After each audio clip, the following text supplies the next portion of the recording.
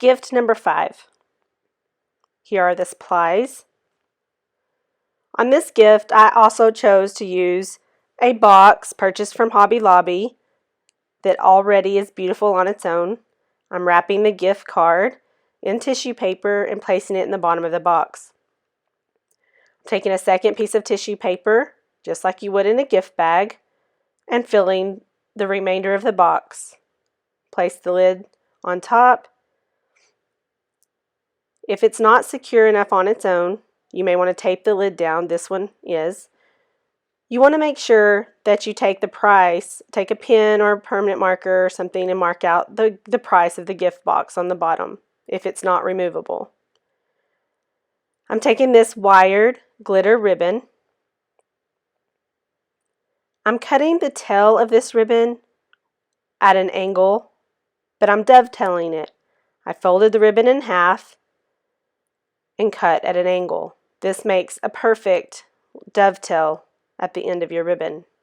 Measuring the box, and on this particular one, I actually cut it way too long.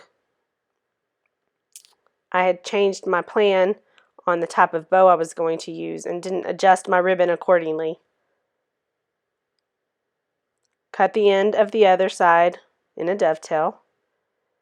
Turn the box upside down. Flip the box over. Twist.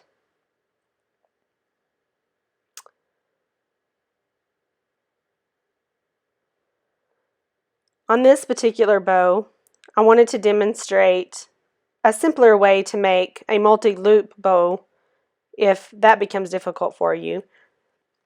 So if you'll go around one side of the box, tie a bow just like you do when you tie your shoes, a slip knot, then the bow.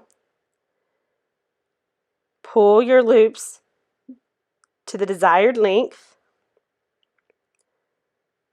making sure that the bow is not much wider than the top of the box. And then trim your tails the desired length. Now you want to dovetail the ends, so fold it in half and cut at an angle. Fold it in half and cut at an angle.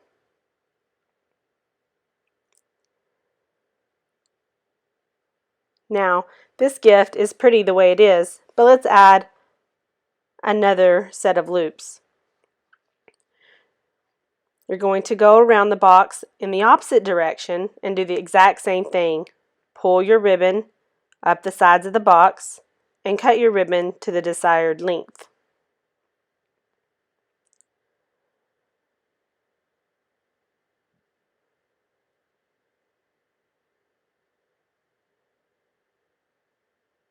Now, tie the ribbon just like you did the first time. Slip knot across the first bow. Hold your finger to make sure it's secure and tie a bow. Adjust the loops to the size that you want them to be by pulling the loop or the tail side. This is wired ribbon and it's very easy to work with. Now you have a 4-loop bow that looks like you've spent lots of time and effort to make. Trim the second ends of your bow that you just made and dovetail the edges. Make sure you do all 4 tails this way. The wire is on the left side of my hand and then cut at an angle. Move all of your supplies out of your way. Now we want to attach the gift tag as well as this cute little sock that I found that I thought was so cute with this wrapping paper. And will look adorable hanging off the edge there.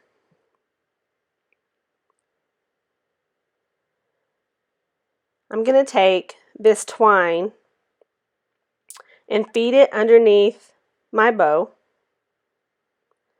Now this twine has little three-dimensional stars and beads attached to it. You can't tell in the picture, but it makes it kind of difficult to thread through.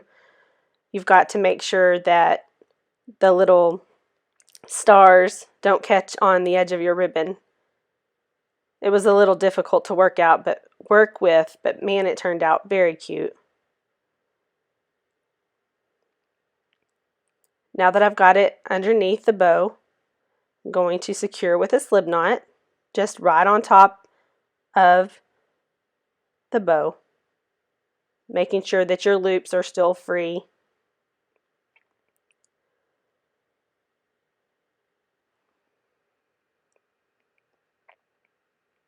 And pull tight. Now I'm adding the gift tag, making sure that it faces forward, and the cute stocking.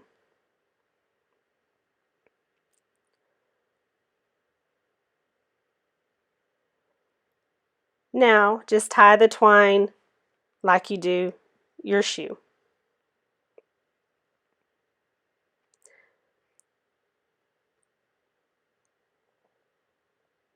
Make sure that you secure it tightly so it'll stay in place.